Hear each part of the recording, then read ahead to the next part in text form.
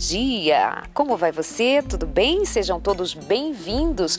Obrigada por estar aí do outro lado, acompanhando o nosso programa sem tabus, sem medo e sem vergonha de falar de sexo, porque sexo não é coisa feia. Sexo é um presente de Deus. Quantas vezes mais nós vamos falar isso aqui, para que você entenda que há um propósito, há um princípio e você pode aprender aqui com a gente muito mais do que você imagina. Bem-vindo! E hoje, uma sexóloga aqui para conversar com a gente sobre este assunto de maneira muito apropriada. Olá, Thalita, como vai? Tudo bem? Seja bem-vinda. Thalita, fala um pouquinho pra gente a respeito do que eu vou chamar de fisiologia do sexo. O que acontece no cérebro, no organismo? O que acontece com o corpo quando ele se manifesta na sexualidade? Bom, para falar a verdade, a gente mexe bastante com o nosso organismo como um todo. E eu posso dizer que o sexo começa no cérebro mesmo. Porque é no cérebro que a gente vai ter o começo da liberação de certas substâncias que vão provocar essas alterações no nosso corpo. A gente tem desde a fase do desejo, a fase de excitação, a fase de platô, que é a fase de maior excitação, o orgasmo e depois a fase de resolução. Então, vou falar rapidinho um pouquinho para vocês sobre o que acontece em cada uma dessas fases. O desejo é uma fase que começa com aquilo que te atrai. Normalmente a gente se fixa naquilo que é interessante para a gente, né? Nossas pupilas se dilatam e o nosso cérebro fica num estado de alerta mesmo. Na etapa de excitação, a gente já começa a ter mudanças corporais significativas, como, por exemplo, o aumento da nossa frequência respiratória, dos batimentos cardíacos. Isso eu falo já no intercurso sexual mesmo. Ok.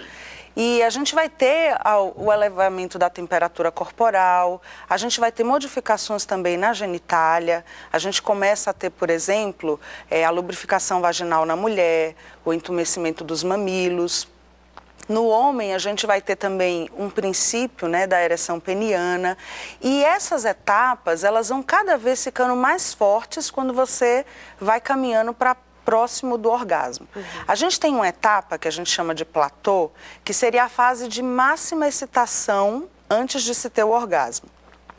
O nosso cérebro, ele já vai liberando substâncias que vão dando essa sensação de excitação e no nosso corpo também vai estar circulando a adrenalina, que vai ser responsável por essas alterações fisiológicas que a gente tem.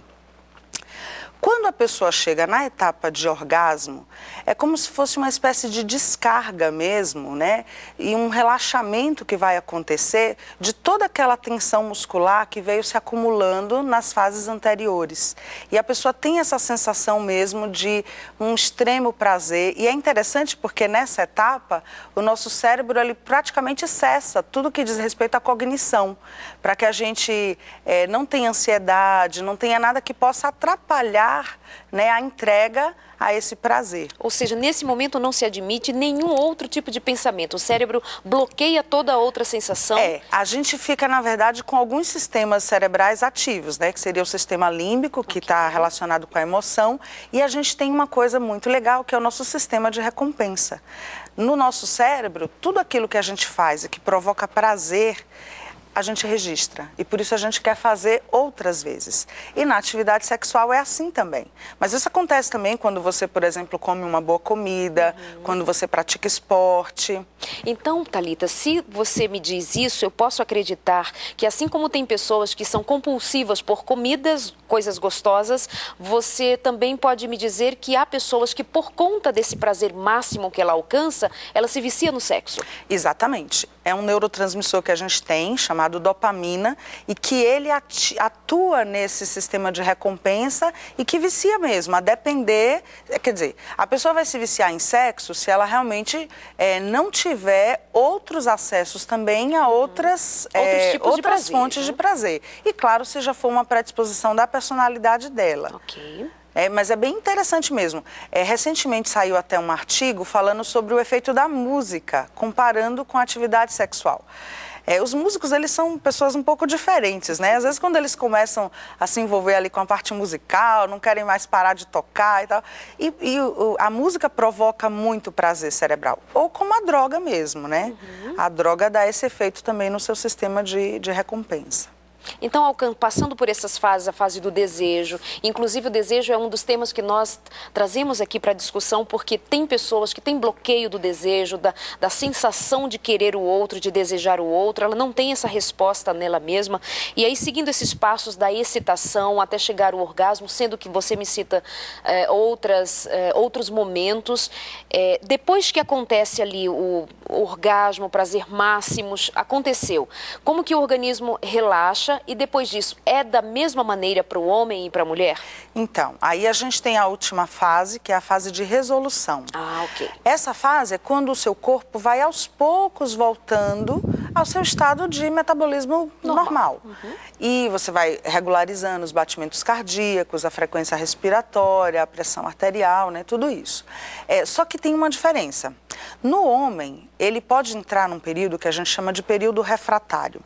Esse período é um período em que o homem, mesmo que ele seja estimulado, ele não vai conseguir voltar a ter atividade sexual. Então, ele vai precisar aí de um tempo maior para restabelecer as energias para partir para uma próxima atividade sexual. A mulher, não. A mulher, se ela continua sendo estimulada, rapidamente ela já pode entrar num novo intercurso sexual e ter novos orgasmos. E com o aumento da idade, esse período refratário vai se alongando no homem também. Então, um homem jovem tem um período refratário muito curto, mas um homem mais velho, ele vai precisar de um tempo maior. Às vezes, esse período refratário chega a dias, para que o homem possa conseguir ter uma nova relação sexual. Então, esse mito de que dá para ter vários prazeres, depois vários orgasmos subsequentes, é mito para a maioria das pessoas e pode acontecer com alguém ou nunca? Pode acontecer, mas eu acredito que as pessoas, normalmente, elas falam exagerando, né, sobre a sua prática sexual do que o que elas realmente têm. Eu acho que um homem jovem, ele tem condições de ter essa atividade com uma intensidade maior, né? As mulheres, elas não têm essa inconveniência aí da idade. Então, uma mulher, mesmo quando ela já é mais velha, mais dona de si, mais conhecedora do seu corpo, eu acho que ela até está mais apta e mais segura para ter uma atividade sexual satisfatória. Agora, uma coisa que eu acho interessante é que, antigamente, a gente tinha uma exigência, né, de que a mulher devia ter orgasmos, mas hoje a exigência é que a mulher tenha vários orgasmos. Eu acho que sempre quando a gente começa a exigir comportamento é muito ruim. Porque às vezes a mulher teve um orgasmo e ela está muito bem satisfeita, obrigada, e está ótimo para ela. Então isso vai muito da relação. E às vezes o que a mulher quer não é nem exatamente a relação sexual, que ela quer ser aninhada, aconchegada, e isso é que talvez vá dar o maior prazer para ela. Então, né? Múltiplos orgasmos não deve ser o foco. A questão é como eu me sinto, como eu estou convivendo, como eu estou me relacionando, o quanto isso é importante para mim, para o outro, para o contexto do relacionamento. Porque senão fica muito aquela cobrança dos filmes de pornografia, onde os atores são pagos para viver em situações em que não dizem respeito à realidade. E aí tem casais que escrevem para a gente dizendo: Darleide, mas não acontece. Mas, gente, fantasia é uma coisa, a realidade é outra. Por isso que o Sem Tabu se propõe a discutir temas assim. O que acontece comigo, o que acontece com você, é muito real e próprio de quem queira viver uma realidade dentro dos seus limites. Por isso que buscar, fantasiar, imitar, querer, assistir filmes, viajar numa situação que não é aquilo que você tem condição de viver, por favor, é nisso que nós estamos sempre apontando para você. Pense, busque e queira ser você mesmo dentro dos seus limites, porque aquilo lá, na verdade, é uma grande mentira, uma grande ilusão. Real mesmo é o que vale a pena para você viver e ser feliz no seu relacionamento. Escreva pra gente, mande o seu e-mail, participe, pergunte, faça como tantas pessoas e nós vamos aqui em alguns programas mais respondendo as perguntas que você faz aqui pra gente. Nós respondemos diretamente para você também. Continue assim com a gente, fazendo parte aqui do Sem Tabus. Nós vamos para o nosso rápido intervalinho, mas ainda vamos voltar continuando aqui com este assunto tão interessante. Nós te esperamos. Até já.